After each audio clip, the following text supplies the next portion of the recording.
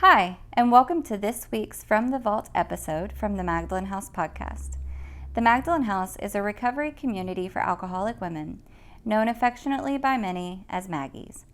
We are a 501c3 nonprofit organization based in Dallas, Texas. In our From the Vault episodes, we share past podcast releases from our 4 podcast series: Recover Ed, Studying the Steps, Recovered Interviews with Alcoholic Women, and Hope for the Family. Our podcast aim to connect, inspire, and educate alcoholic women, loved ones, and the community to the Magdalen House and the services we offer. We're so glad you're here. Thanks for listening. Okay, so today our special guests are Rosalind and Kelsey. These are 2 women that I really admire, and they have been like my rock during my recovery. And I'm very appreciative of their support, and I thought they would be perfect speakers for this workshop. What is the meaning of spiritual life? So the big book describes a spiritual experience as a personality change sufficient to bring about recovery from alcoholism. But it also says that it manifests itself in many different forms. So this means that everybody's experience is not the same.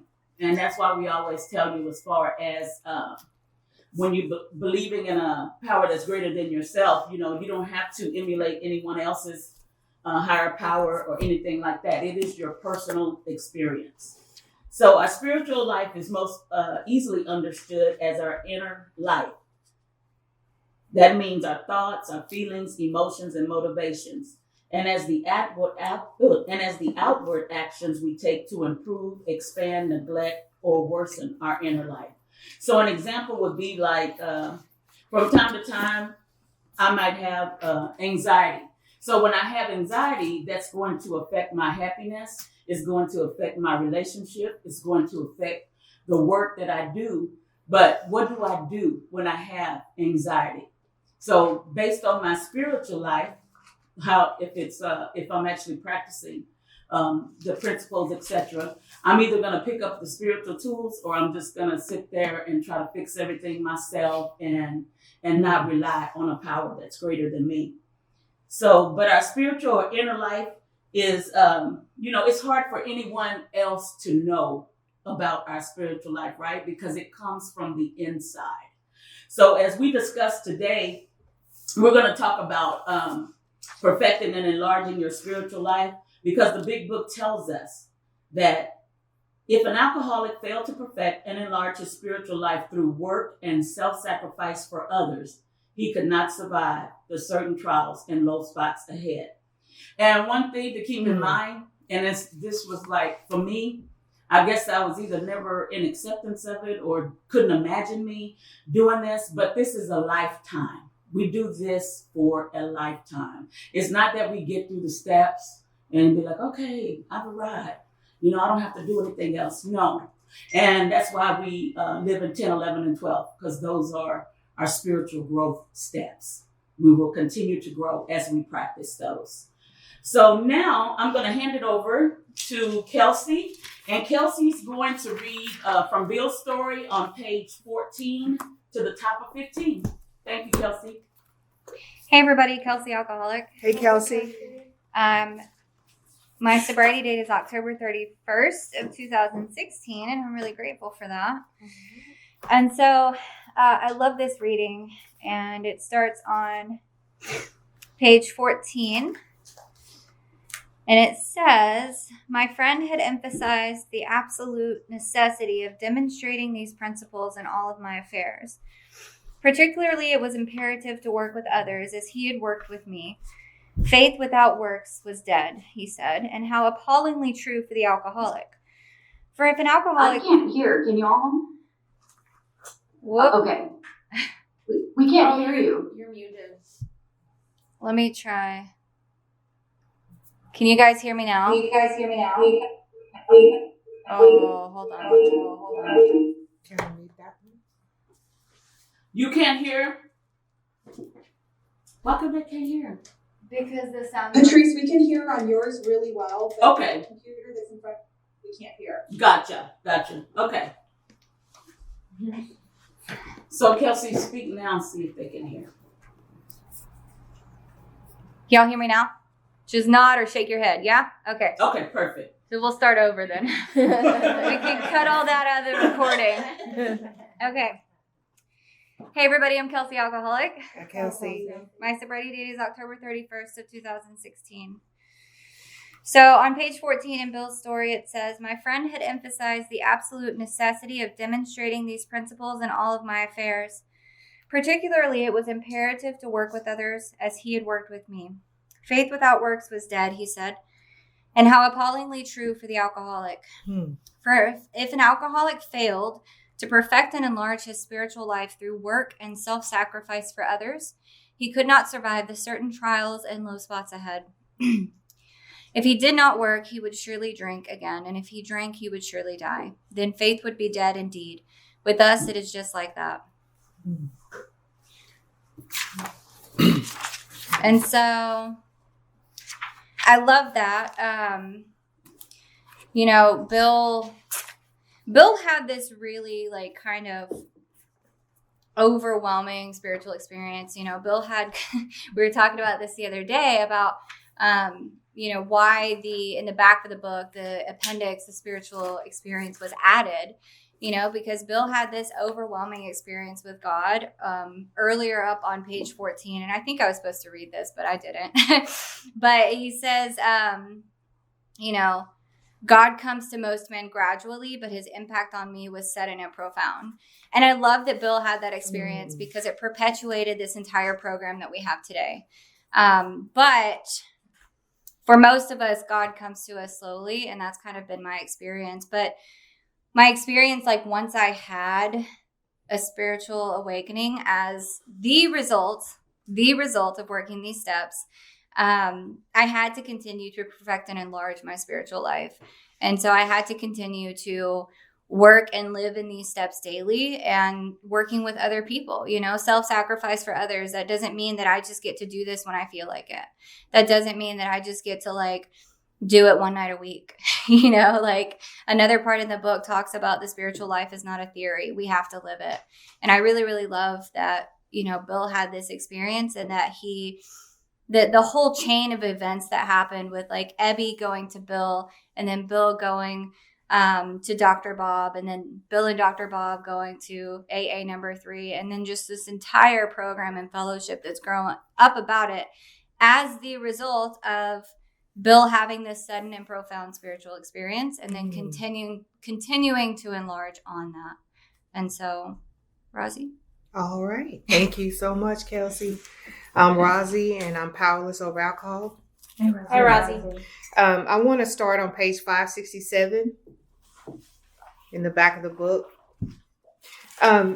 In many parts of this book, I don't know where that asterisk is. There's an asterisk probably in We Agnostics. Mm-hmm. And it's on page 47. It says, be sure to read Appendix 2 on spiritual experience. And I love what Kelsey said. Bill's transformation was sudden. He actually says he was catapulted. I love that. He says he was catapulted. Okay, I was not catapulted. I am glad that Bill was, but I was not catapulted. All right.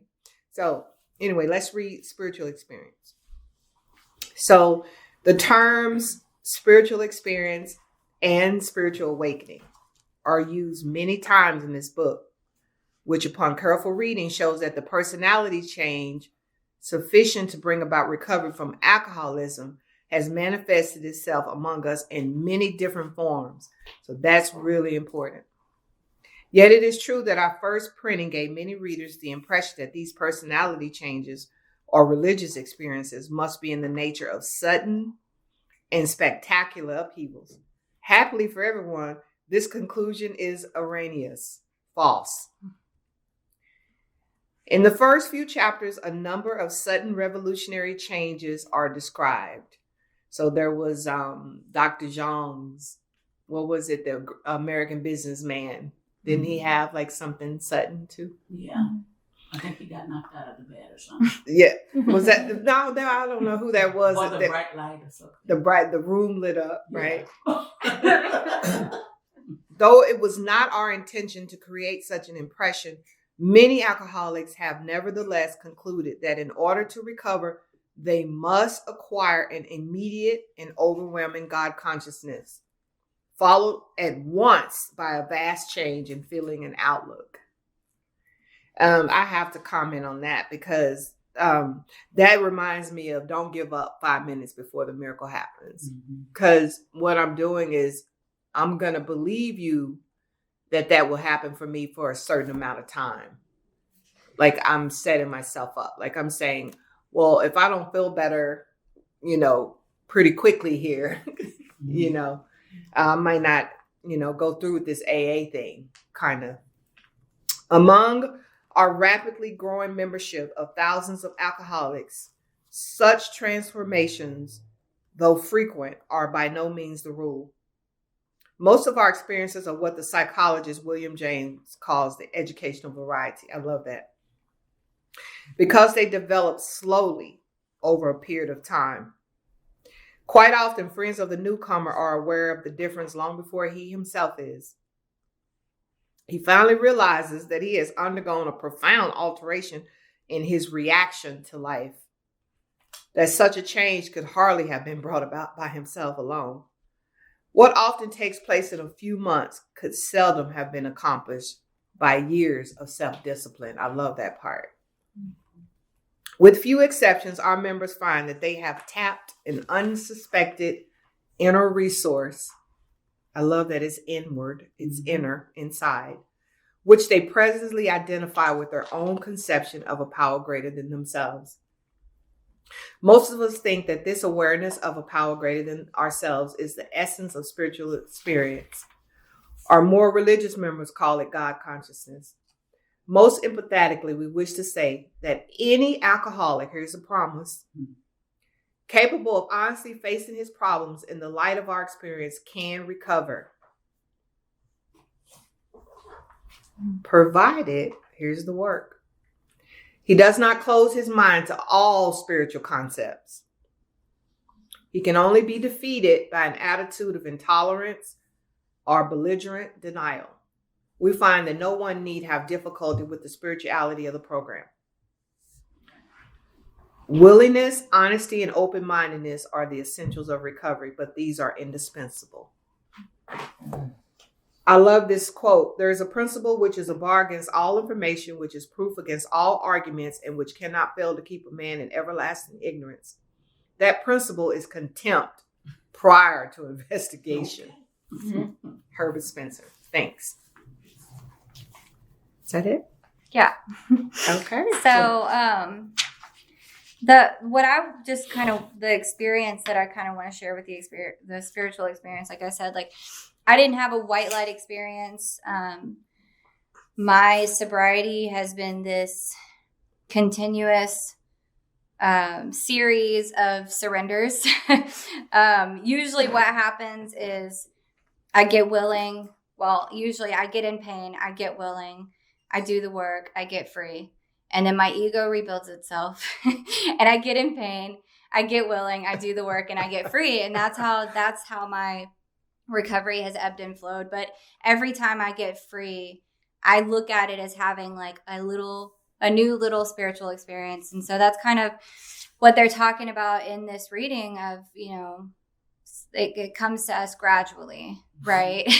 I wasn't just overwhelmed by the presence of God, when I first got sober like these guys in the beginning.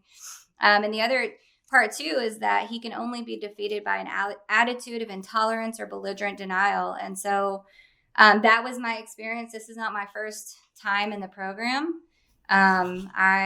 Relapse is a part of my story, and that was my attitude the first time around. I mean, I was completely intolerance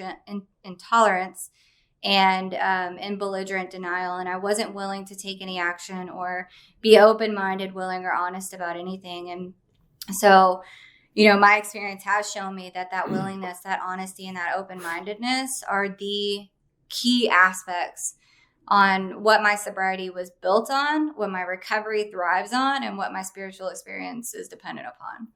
So that's all I have about that. All right. Well, thank you, ladies. Thank you, I will say that for me, I was so relieved when I found out that a spiritual experience is just, it happens over a period of time, and that is of the educational variety. Because I was trying to figure out, how am I going to see that burning bush, or, speaking tongues and all of that. I made it really difficult, the concept of it. And I was a church lady, but I was so relieved to see that it is a psychic change. And as I worked the 12 steps, honestly, open-mindedly, and willing that that change will occur. All right. So, Roz, what is a spiritual awakening? It says here that we define spiritual awakening as a moment of intense clarity, a shift of thought, God moment, or any moment in which an intense flooding of emotion comes followed by a change in self. Former alcoholics and addicts accredit their spiritual awakenings to a course of action that is designed to create a change in them. And you suggested that we read Carl Jung, which I love, on page 27. So let's go to page 27, which is probably what he's explaining as a psychic change. Mm-hmm. Were suddenly cast to one side. I love that. On page 27, it says,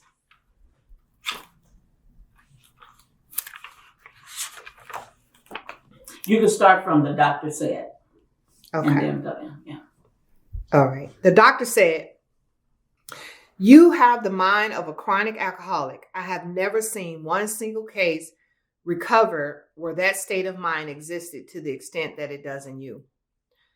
Our friend felt as though the gates of hell had closed on him with a clang. He said to the doctor, "Is there no exception?" "Yes," replied the doctor, "there is. Exceptions to cases such as yours have been occurring since early times. Here and there, once in a while, alcoholics have had what are called vital spiritual experiences." Vital means life-giving. "To me, these occurrences are a phenomena, which is out of the ordinary. They appear to be in the nature of huge emotional displacements and rearrangements. Ideas, emotions, and attitudes, which were once the guiding forces of the lives of these women and men, are suddenly cast to one side, and a completely new set of conceptions and motives begin to dominate them." Do you want me to stop there? Yes, you can stop there. All right. So the educational variety keeps standing out for me, because I was like, okay, well, what does that really mean? That means that I need to learn how this works, how to apply the principles to my life. And that's what this book is about. It pretty much taught me personally how to pray, how to meditate, how to help other people. I didn't have to come up with anything on my own. All I did was take this book down and read exactly what it said, all the suggestions that it made for me to do, including how to pray, as well as how to work with other people. Everything is right here. And that is educational variety, because after so much of practicing those things, then the psychic change came about sometime. I don't know when. Awesome. Something happened. Okay. Kelsey, would you like to share what is a spiritual awakening to you? Maybe an experience that you had? Yeah. So, like I said, mine happened like slowly over time. And it seems that like every time I go through that kind of ebb and then get back into the flow, that my relationship with the God of my understanding is strengthened, right? And my reliance is deeper. And it doesn't mean that I don't run in self-will sometimes, because I do. But after like being in this program for a while, you begin to kind of default to your tools. And that's something that's really cool that comes with just practice. But in the beginning, that spiritual experience, I think the first the first spiritual experience I ever had was with alcohol, right? Because it was overwhelming, and it was this huge emotional displacement and rearrangement Absolutely. that I don't need to be in pain from just existing anymore, right? Yeah. But then when that solution stopped working and I believed myself to be an alcoholic, and I get introduced to this experience, then slowly over time, those emotional displacements and rearrangements begin to happen just with living and practicing the steps, and taking sponsor direction is also vital for me anyway. And so my spiritual awakening, it just looks like living in these steps all day long. Like I tell people all the time, like it's not one and done. The steps are guides to life. This book is a guide to life, especially if you were like me and you felt like the kid in school and like everybody got the memo but you. Like it's this terminal uniqueness that I think some alcoholics suffer from. And this spiritual experience allows me to be a part of a whole, that I get to be made whole, and then I get to contribute to the flow of life and pack things into the stream of life by just simply living on a spiritual basis, and I think it's often like we can complicate it or put like limitations on what our higher power can do and doubt ourselves and things like that. But, the spiritual awakening, what's come out of it for me is just this trust and reliance upon a God of my understanding, a God that I didn't want to believe in the beginning, but really like developing and growing and feeding this relationship, and continuing to do that. And over time, being awake to things that I would have been asleep to prior, right? Like I remember the first time my sponsor pointed out my selfishness and self-centeredness to me. I was very asleep to that because I had this delusion that I wasn't selfish. I was just doing what I needed to do to survive, right? If you lived my life, you would do these things too. And then over time, being spiritually awakened to my selfishness, to see my ego, to see when I'm running in self-will and running the show, like that is the result of having a spiritual awakening, right? I can be awake. Like just because I'm awake doesn't mean that I'm going to be perfect, right? It doesn't mean that I'm going to walk around like living life like Buddha, because I'm no Buddha, but it means that I'm awake to these things. And so I can be aware of them and I can take the corrective measures and pick up these spiritual tools when I need them. So Thank you, Kelsey. Thank you, Kelsey. Rosie, how do I have a spiritual awakening? Wow.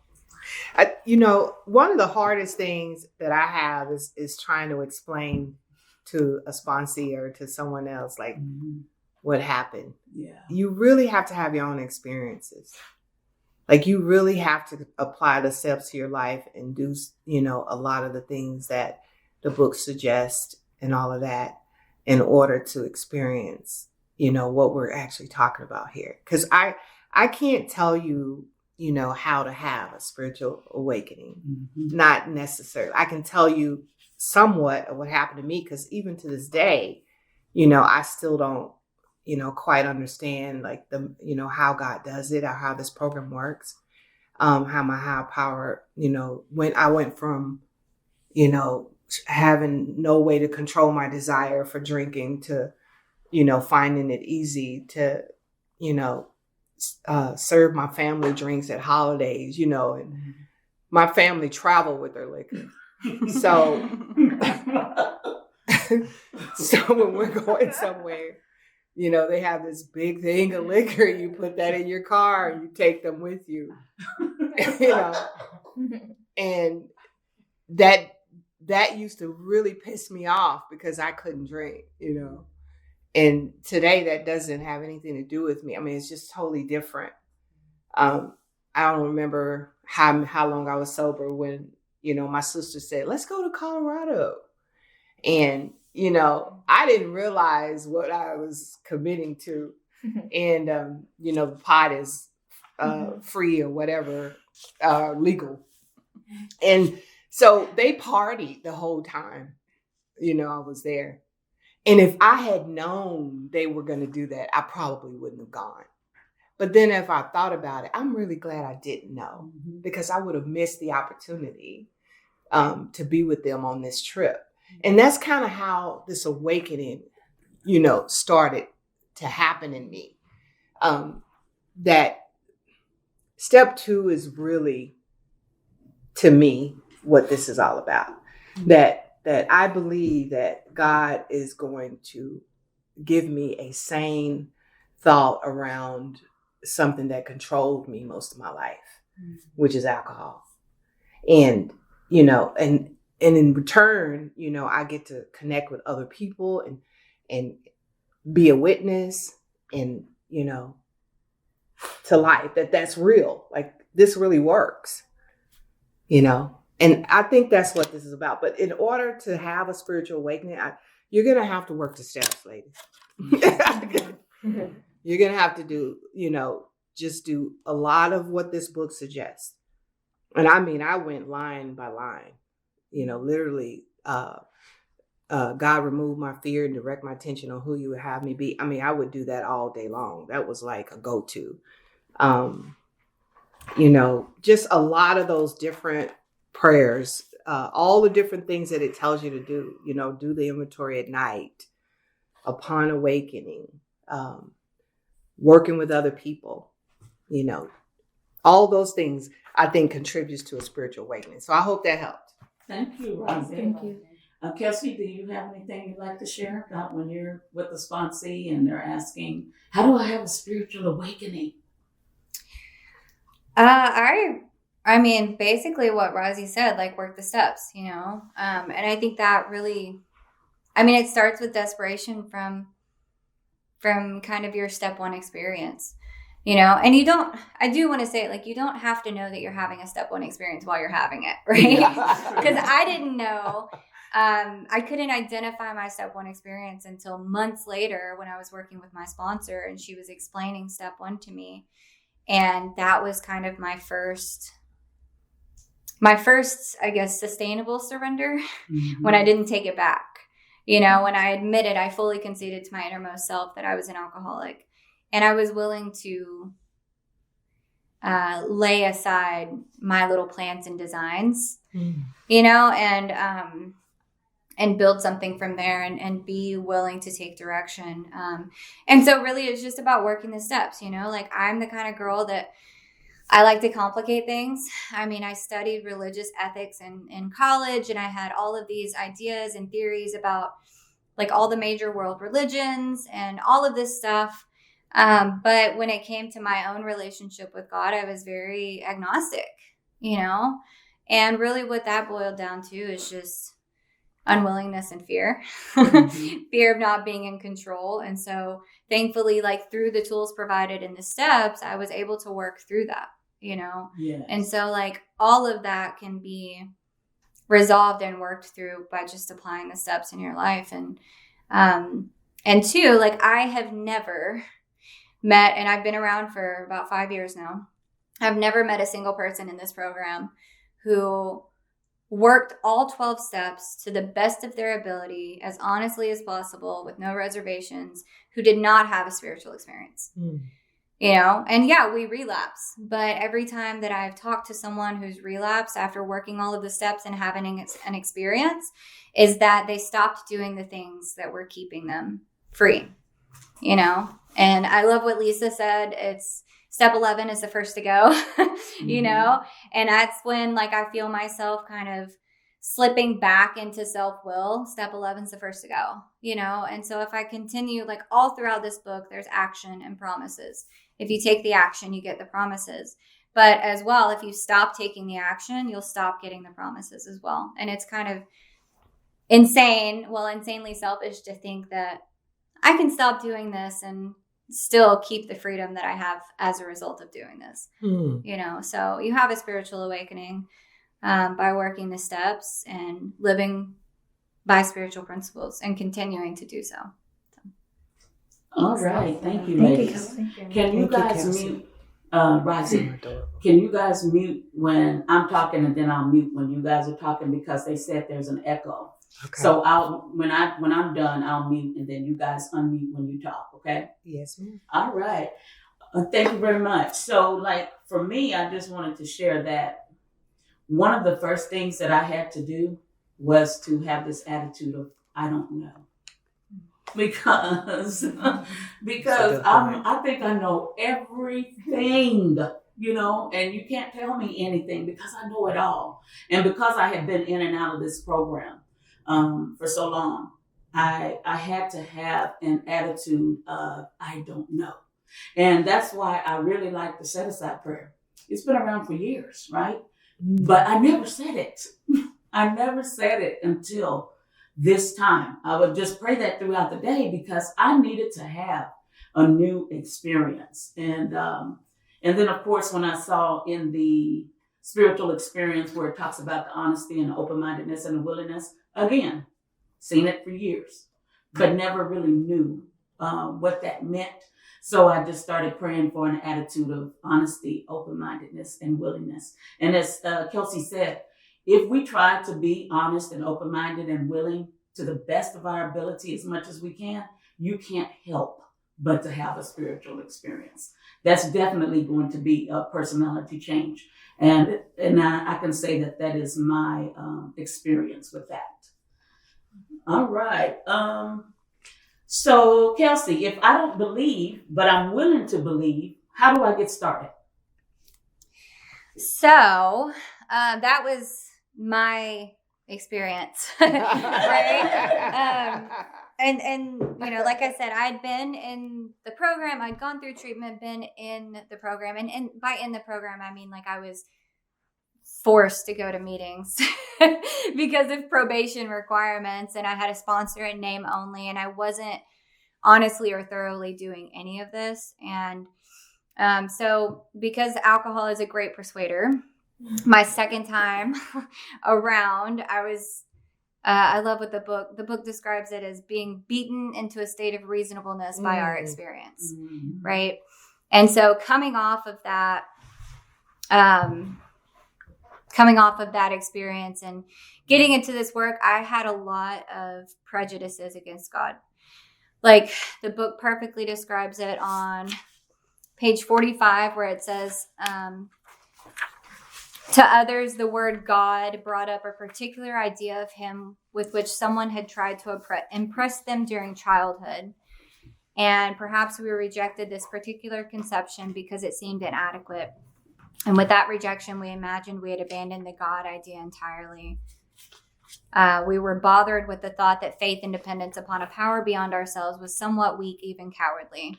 And I love We Agnostics because it was divinely inspired and written for people like me, And so step 2, what I learned, it was really, really just fueled by that desperation of step 1, and it was just fueled by that willingness that I did not want to continue living my life the way I was. And honestly, I wouldn't have continued living it very long because I had every intention of killing myself before I got sober this time. And so just going off of that willingness. And so when it came to step 2, I love step 2 because it says we came to believe, not that we came with faith, right? And that I just get to be willing to believe. And so I worked out my prejudices with my sponsor. With her help, she helped me see that my prejudices were incredibly self-centered, and that I was making God this really complicated, small thing too. And so I would say, like, if you're willing to believe, you can make a beginning. I had all of these ideas about God, what I thought God looked like or needed to look like or needed to be or wasn't or whatever. And honestly, the best thing for me was that I could see something working in my sponsor's life, right? And initially, it just started with me being willing to believe that whatever is working for her, maybe I can have like half of that. And so it gave me a little bit of hope. And then with her working through those prejudices, I mean, slowly over time, I began to develop this relationship with my higher power, who I choose to call God, that is personal to me, Awesome. Thank you. Thank you. Thank you, Kelsey. Rossi, did you have anything to add?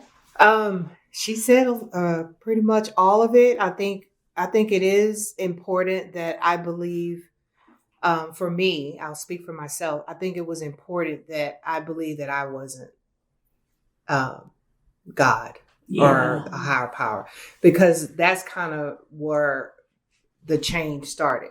Because every time I would attempt to get sober, I always had another plan. Like, I believed that once I got it out of my system, got some food down my belly, cleared my brain, that I was going to figure this thing out. And this, this last go round, this last spree that I went on, when I sobered up, I knew that was not going to happen for me. Like, I wasn't ever going to be able to pull that off. And so I was willing to believe that, that you guys was depending on something higher than you that was keeping you sober. I mean, I wouldn't say I was atheist, but I was very close, to that, because I had never even considered spirituality. Yes. I hadn't even considered it. It was all about, and I would avoid it. If people would try to approach me, and people that knock on your door and stuff like that, I would be like, oh my God, they're at the door, or if So my family, annoying. yeah, I would, especially if you would stop me and try to talk to me about it. Oh my God, I would feel like I got to get out of here, almost like, I wanted to just start running to get out of there. And that's kind of how I lived my life, avoiding that with all costs, until alcohol. I will never forget that day. I don't remember, they say you can't really remember how horrible that is, because I thought I was going to remember that, and that's how I was going to stay sober. Mm-hmm. But I can't really remember exactly how horrible that day was. Yeah. But I remember one thing, and I'll never forget. And that is that I told myself, this is me talking to me. I said, damn, you're going to have to die before you quit this shit. Mm-hmm. And that in itself started the believing in something other than me. Yes. Because if I'm it, that it was over for me. I didn't have any hope if I'm it. And so I was like, okay, if there is something, let me try to figure this, let me try to talk to them about this, whoever that is, out there. And that's kind of how all of, my life started over. I got a whole new life, as a result of that. So anyway. Thanks. I hope that helped. Yes, thank you. Thank you, ladies. That's good. I have to share that as far as spirituality, I thought I knew what it was because I was going to church. And when actually I was religious. There's a big difference between religion and spirituality. And that's what I love about this program, is that it teaches me what spirituality is. When I first came in and I heard the word God was in the steps and everything, I was like, okay, I got this. I'm good. Because I believe in God, but that, of course, we know is not enough. It's not about me just believing. I have to become God reliant. And I didn't think that I had to read We Agnostics. I never wanted to read it because I said it doesn't apply to me because I believe in God.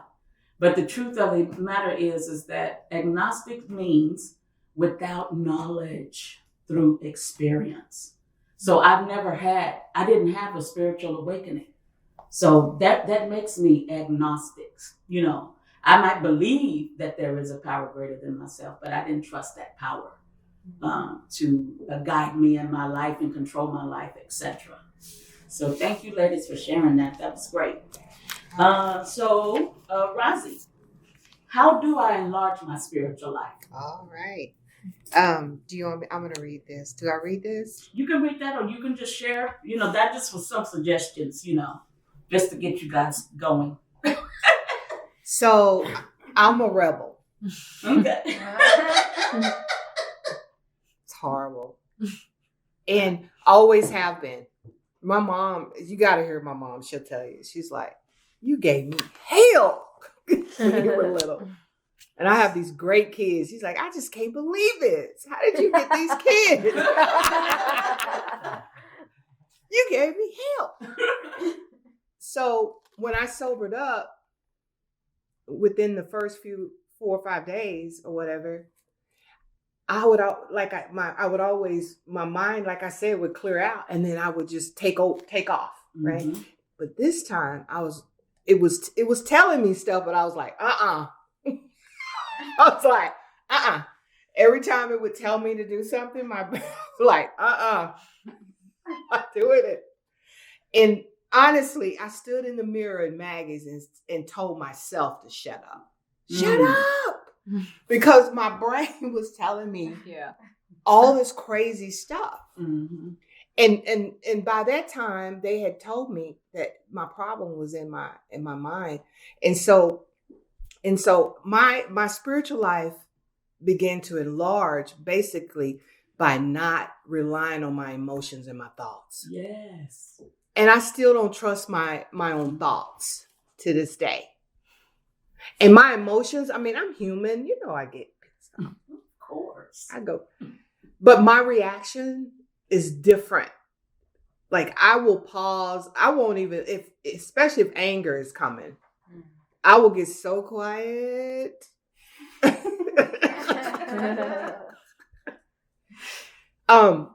But how do you get there? I'm going to say this, God disciplined me by basically waking up early to pray, going to whatever my sponsor told me I needed to go do. And a lot of it was service.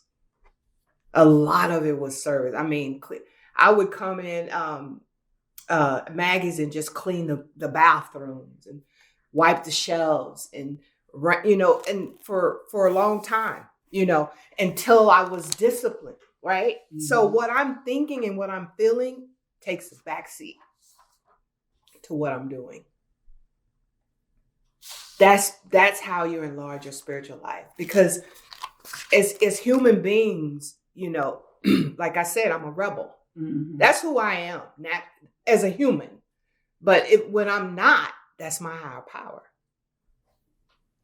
That's how my higher power shows up. Is, I'm not letting my emotions and my thoughts take the front seat. It's not driving. Yeah. So anyway, I could go on and on about that. And the 12 steps, which is basically that. Mm-hmm. Right? Mm-hmm. All right. Thank you, Rosie. Kelsey, did you have anything you'd like to add? Yes. So enlarging your spiritual life. I mean, God, there's just so much that can be said about this. I mean, I can talk about God. I can talk about spirituality. I can talk about these 12 steps in this book, in this program all day long.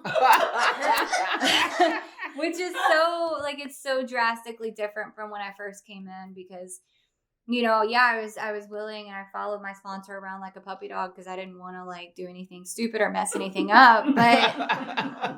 But I did not like being around you people.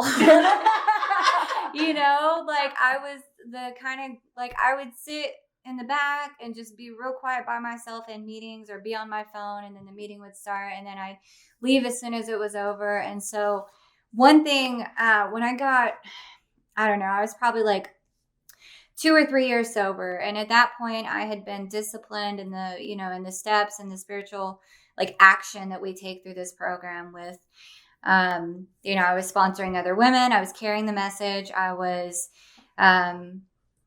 attending and contributing to my home group.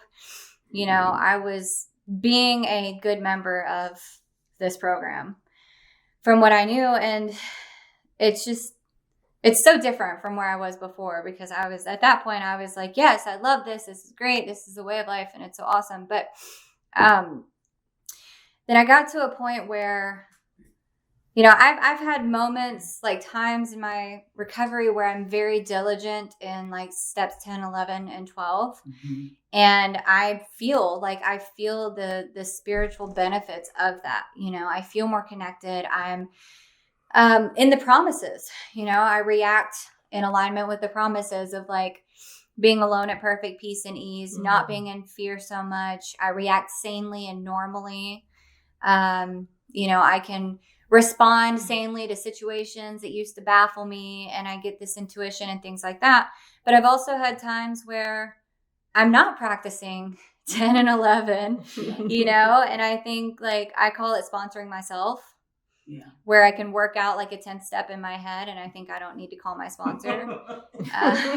You know, and it may be that like the answer I've worked out is right, but I need my spiritual sounding board. Absolutely. Right? Because I have this cunning feature of alcoholism, this peculiar mental twist that I can make something insanely selfish and like selfishly motivated. I can make it sound like God's will in my head. Right? And so I need to utilize my sponsor. And I believe that my sponsor is an extension of God in my life. In my experience, God shows up with flesh on and the people around me often. Especially because I have a hard time sitting still. And so usually God's like, okay, let me make it easy for you. I'll just show up in this person. And so I got to a point, you know, of these ebbs and flows of kind of being on again, off again with 10 and 11. And I was at this particular time, I was pretty diligent about, you know, 10 and 11 and carrying the message and being involved. And I was doing all of the things and checking all of the boxes, right? And then I had this, like, I wouldn't really call it a breakdown, but it was kind of a breakdown. I cried. But I had this time where, you know, it was pointed out to me that I was acting out in some defects. And I was in a lot of spiritual pain, and I didn't know where it was coming from.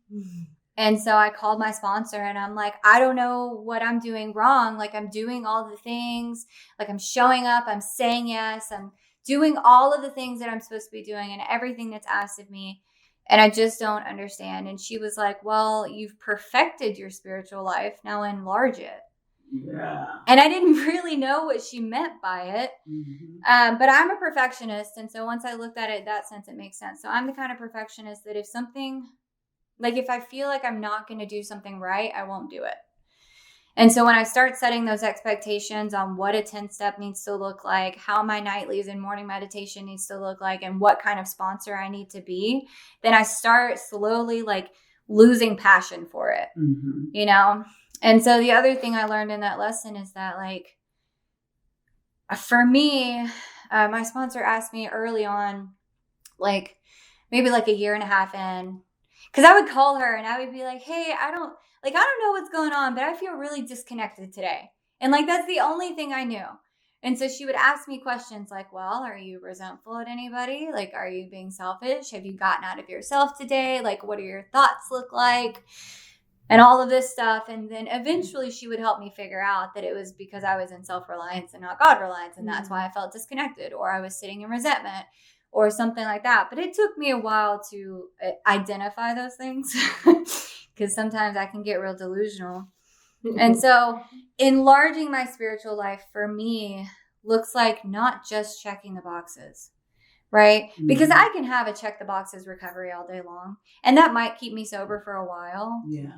But it's not going to spiritually fulfill me like what I think this program is meant to do, right? The book tells us that the main object of this book is to connect us to a power greater than ourselves.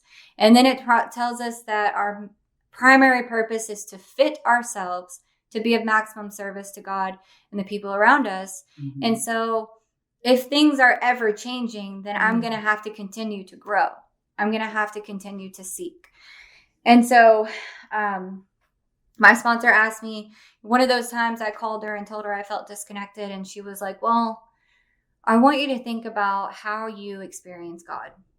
And I love that question because not everybody experiences God the same way, you know? And so I kind of went through, I think maybe like a week or two thinking about that. And it's like, how do I experience God?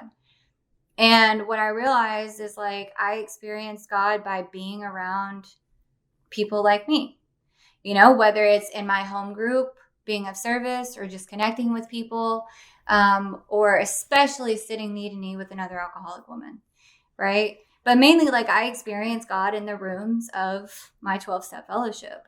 And so when I told her that, I think at that point I didn't have like really any commitments.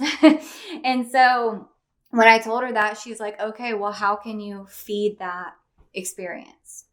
You know? And so I kind of decided to start getting more involved in, you know, in the program around me and making myself, I was really selfish with my time at that point.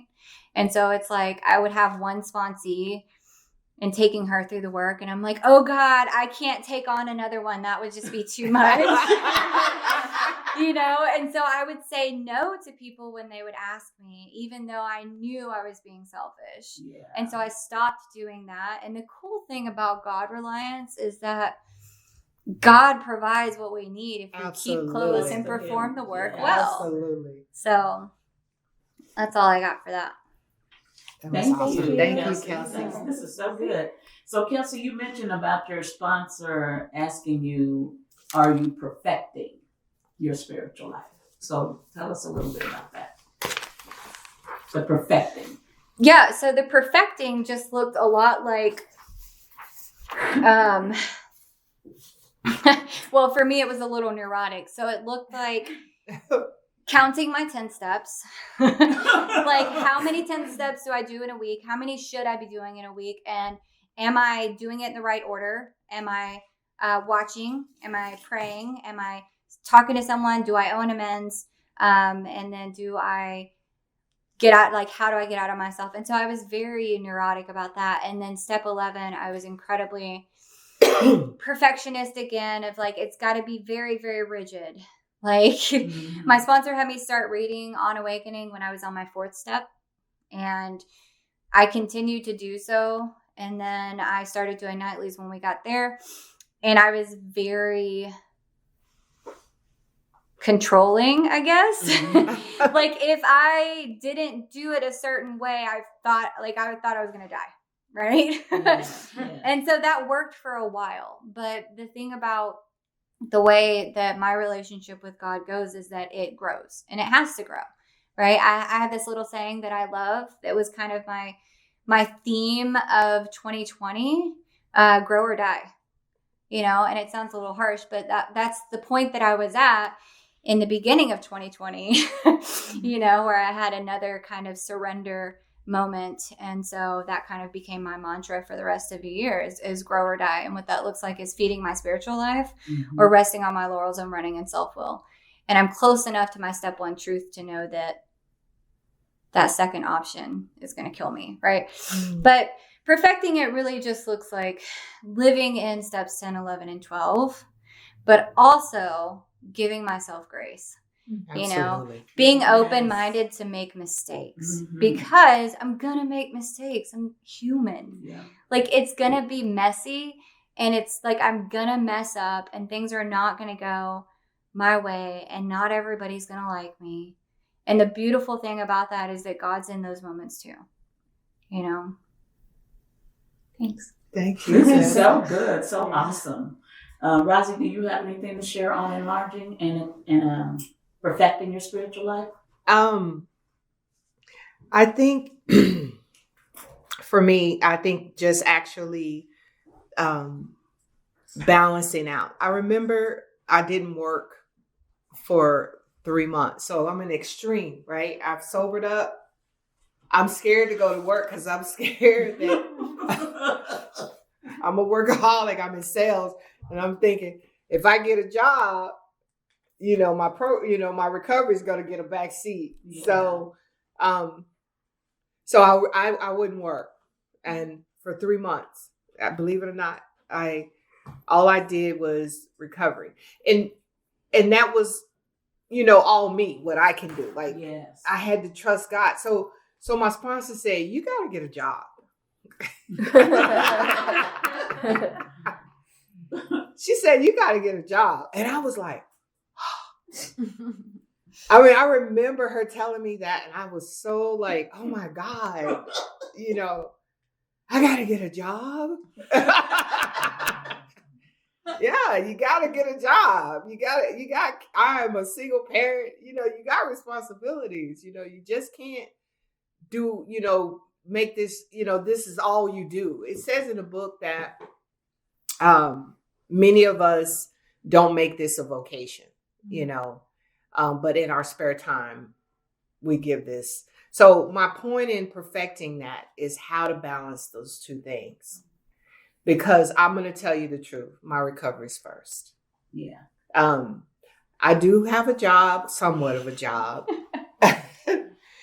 But I remember getting jobs and telling them very nicely, listen, I really want this job, but I need to go to Maggie's at noon on whatever day.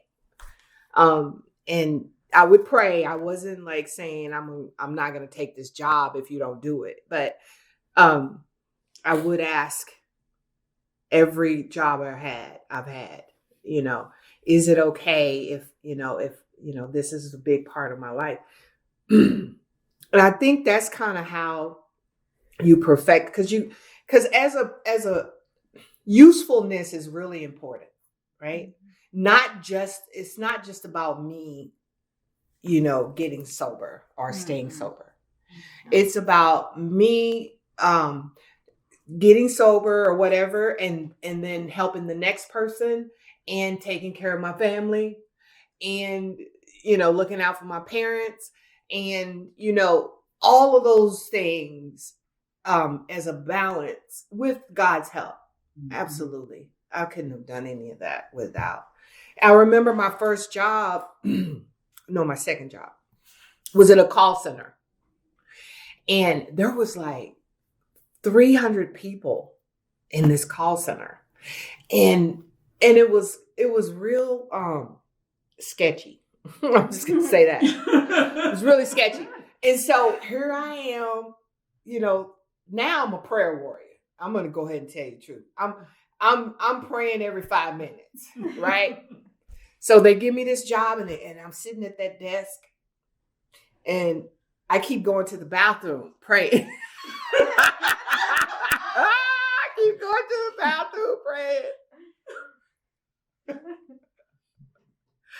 And so, and as the time progressed, people started coming in the bathroom where I was at. And people kept saying, hey, can you pray for my sister? She blah, blah, blah. Hey, can you pray for her?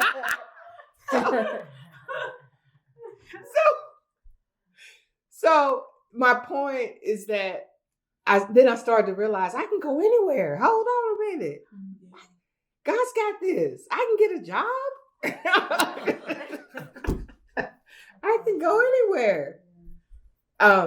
God's gonna go with me. You know, my higher power is gonna go with me. I can go anywhere. And I remember, you know, not limiting. That's how you perfect. Don't put no limits on what this higher power can do. That's why it says the book, I love this book, all powerful, all knowing, all doing. Mm-hmm. If that's true, then if that's in you, then, you know, act like it, live like it, you know, accept it. Mm-hmm. You know, that you can, I mean, don't try to like run a marathon if you can't run, but, you know, just incorporate that. That's how you perfect it. Take that power that you have access to and incorporate that in all that you do. Yeah. That's it. I'll drop the mic on that one. So good. I also do want to add to that, like, don't limit yourself in your spiritual life, like, by just what this book has to offer. You know Absolutely. What I mean? Like, these are directions and suggestions and guidelines, right? But when I was instructed to enlarge my spiritual life, what I started doing was asking people what does their spiritual life look like? And asking for suggestions. And so even in On Awakening, it talks about,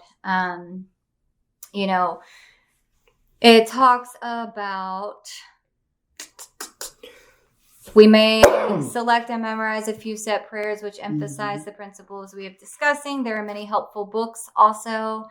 Suggestions about these may be obtained from one's priest, minister, rabbi, or sponsor, or sponsee sisters, or women in your home group, anyone who has maybe a little bit more time or experience than you. And I love this line, be quick to see where religious people are right, make use of what they offer. And so something that was really impactful for me was introducing, like, instead of, I talked about my step 11 being very rigid. And so it's very much like what this book has to say, right? I pulled my prayer from this book. I only read this book, and that's great. And we want to do that. That is my foundation.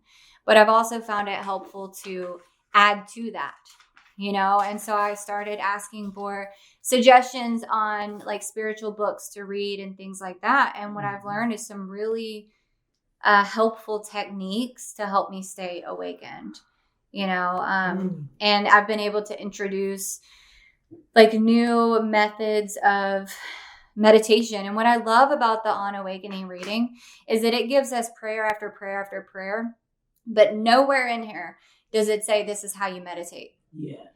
And I think that that's because like our meditation it's like personal for us, right? And so I like to try different things. I had this like adverse, I had this like not good relationship with meditation because I was like, I can't sit still. So I'm just not going to do it. Right. But in the book, it says step 11 suggests prayer and meditation.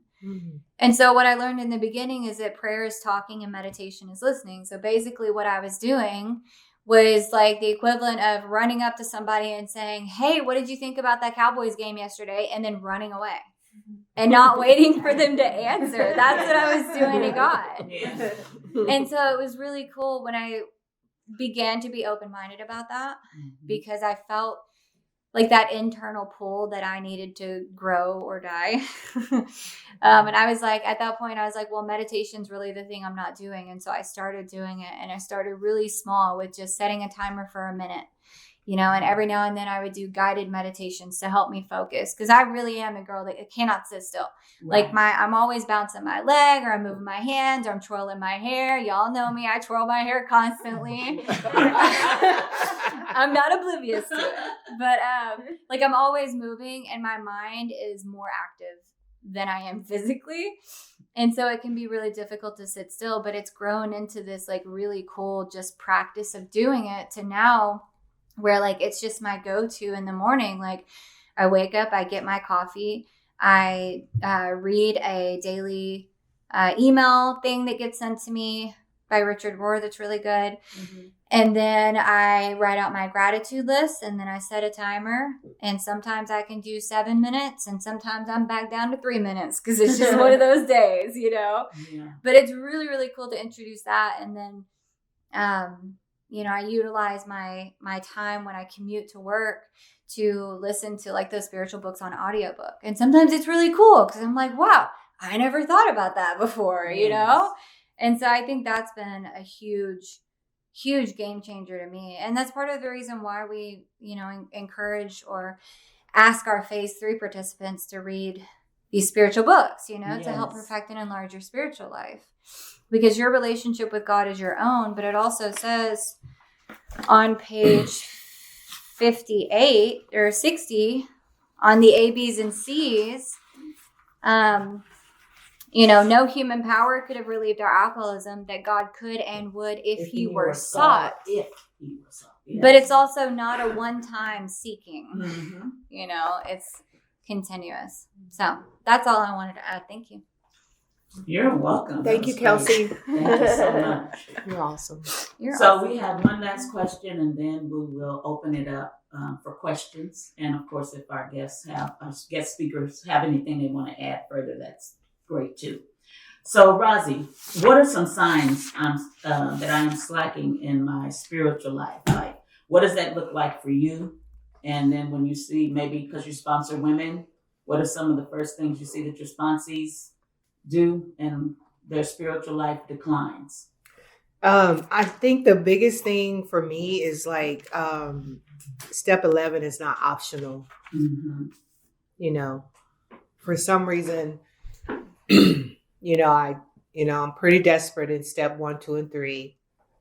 I somehow pull myself to write all these things about my life, and then I share that with somebody. Mm-hmm. And then I even consider that I have character defects, and and I might even make an amends or two, and I may even call my sponsor, and tell her, what's going on with me in 10, but 11, I've noticed working with people is almost like that's optional. That part of my life. I can jump up and run to work, or, I need to take care of whatever I got going on in my life.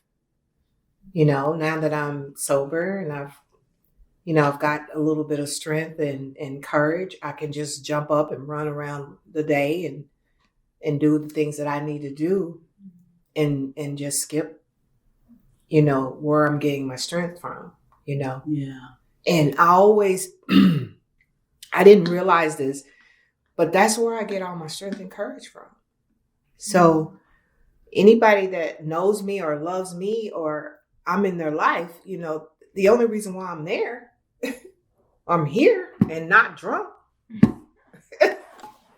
it's because of step 11. Yeah. However many hours that I hadn't drank or had the desire to drink, that's where it comes from. It's not optional. It's not optional. And so that's what I don't care what's going on. Like last night, I actually worked all night, but I haven't even been to sleep. But what I did is as soon as I got to my house is my prayer and meditation. And so that's what I'm thinking about whatever my schedule looks like. I'm thinking, okay, what time do I need to get up?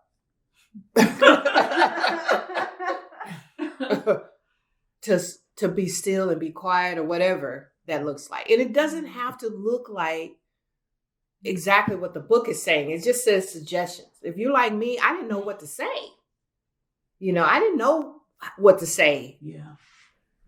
And so I use these words, and to this day, I still use these words.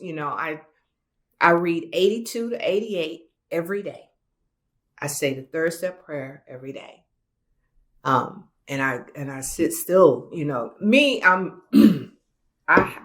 me personally, nobody has to, like I said, I'm a rebel and I know that. So I get down on my knees and I cover my head so that I can be still. And my mind races too, constantly, right?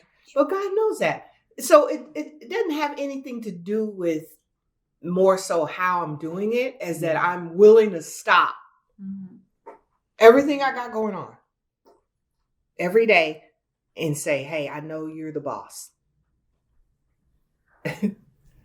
I'm acknowledging you're the boss. Whoever you are, wherever you are, I believe is inside of me, at this point. Definitely. At this point, it used to be way up there. I'm like, yeah, way out there somewhere. But I believe it's inside of me. But that's just my personal belief. But step 11 is just not optional. And if I'm not doing that in some capacity, then that's kind of where I'm off the beam. That's just my belief. All right, great. And I like where you talked about that you believe that it's inside of you, right? Mm-hmm. Because one of the passages in the book that was like life-changing for me this time is on page 55 in We Agnostics. And it says, actually, we were fooling ourselves. For deep down in every man, woman, and child is the fundamental idea of God. Mm-hmm. It may be obscured by calamity, by pomp, by worship of other things, but in some form or other, it is there. For faith in a power greater than ourselves and miraculous demonstrations of that power in human lives are facts as old as man himself. Because when I came into the rooms and stuff and I would see these women so happy, joyous, and free, I thought that I couldn't get there, because I hadn't even laid aside my childhood prejudices. I didn't leave that punishing God behind. And so this gave me hope that deep down inside every one of us, even if we believe or we don't believe. And it also helped me with sponsorship, because I meet women that don't believe, but this has already told me that they can come to believe, right? Because he's inside all of us, whether we want it or not, so that's awesome. Kelsey, what about you?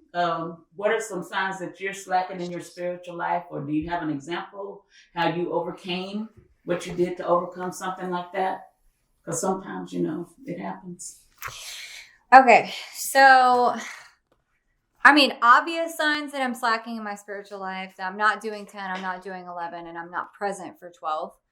And by not present, I mean, I probably have sponsees, but I'm not meeting with them or, returning their calls the way I should, And underneath that, really, the first indicator, I always thinking about the bedevilments on page 52. Oh, I love that. I love that. A really good gauge of self-will versus God's will are if I'm in self, then probably one, if not more, of the bedevilments are true for me. Right? If I'm having trouble with personal relationships, if I can't control my emotional nature, we were a prey to misery and depression. We couldn't make a living. We had a feeling of uselessness. We were full of fear. We were unhappy. We couldn't seem to be a real help to other people. That's me in self-will. And me in God's will is in the 9th and 10th step promises. Let's see. Oh, where's that? So me in God's will, I'm not fighting anything. I react sanely and normally. And what was the other one? In 10th, not fighting it, neither avoiding temptation, placed in a position of neutrality. I find myself very neutral when I'm spiritually fit, Yes. And maybe not so much in what Rosie mentioned earlier, the first thought. And Chloe talks about this too, where my first thought is usually the selfish one of somebody cuts me off in traffic, and my first thought is what? With some cuss words and maybe flipping them off. And then my second thought is, because my second thought is oh, wait, we don't live like that anymore. Right. Absolutely. And then in the, the 9th step promises of just being able to, gosh, where is it? 83. Yeah. Doo-doo. That's pretty cool, those promises. And the 9th step promises of knowing freedom and happiness, not regretting the past. And I was someone who was very, very, and still can be very shame-driven. And so it was life-changing for me to learn that shame is a form of arrogance, which is a form of self-centeredness. And I was looking at it in a victim mindset of I have shame because of all the terrible things that have happened to me, blah, blah, blah. But no, if I'm living in shame, I'm thinking about no one but myself, right? And so it's just another form of self-centeredness. And it's another form of arrogance because I'm placing myself below someone, right? Wow. So it might not be arrogance in the sense of I'm better than you, but I can also be arrogant in the sense that I'm less than you.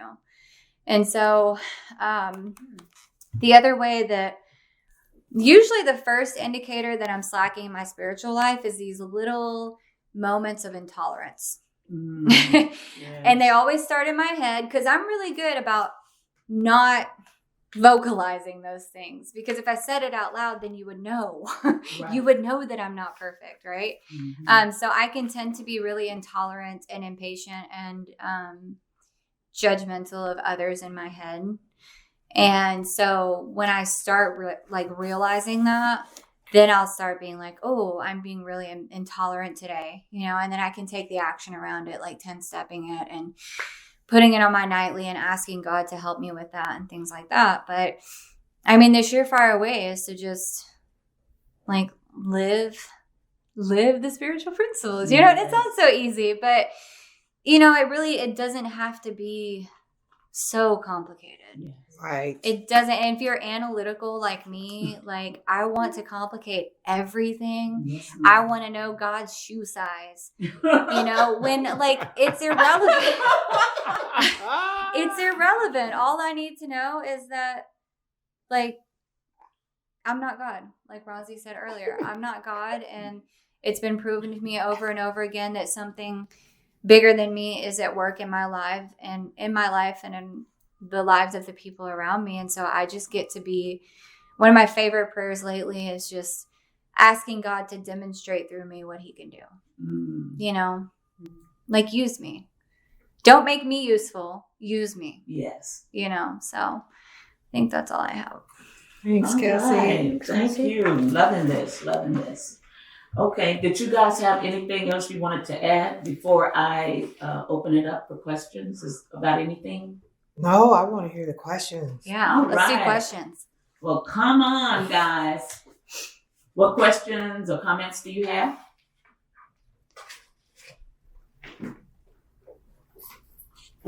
Anybody? Anybody in the room or on Zoom? The TV is turned all the way down, the volume. You might have to turn it back up. Oh. There you go. Come this way. No. I can't hear you. Yes. Hey, Kiel. We're on mute. I can hear you, Kimberly, but you didn't ask the question. Oh, well, I think that we're waiting for I you to ask the can't question. hear them either. I can't hear them either. Can you hear us now? They're on mute. Yeah. Okay. Can y'all hear us? Yes.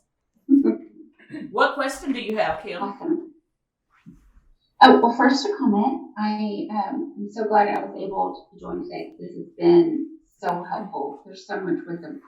Kelsey, I know you've said this before, and I taught it midway. The struggle is real when you're multitasking at work. But you talked about that cycle. You get in pain, and then you get willing. Will you explain that to me? Because I wanted to write it down. Yes. And then let you. Oh, hold on. We're going to have to fix this. No. 1 second. Don't you have to? She needs to take the audio off of the e-share and just put it on her computer so she can mute. You want her to do the audio off the e-share? Yeah, so if you go to Zoom preferences, you can change the audio. Okay. Or you. Because otherwise I'll have to turn the TV down and then turn it back up when somebody asks a question. We don't want to do that. No. It's under Sana system. It's not under e-share. Look. Here, do this. Okay. Go to Zoom. Go to the call. The call. And then go. Go to here. Yeah. And then do Same as system. have the pro microphone. This one? The e-share audio? Yeah. You want to remove that? Wait, that's the microphone. Just kidding. The e-share audio will be up here. Oh. Sorry, we're having technical Sorry. difficulties. Change the speaker to That sound MacBook. like a- Is that what you want to do? Or you could just quit e-share. Okay. Do you just disconnect? Yeah, we can just disconnect from e-share. Okay. All right. Okay, sorry guys. This is hard with 2 laptops. Okay, go ahead.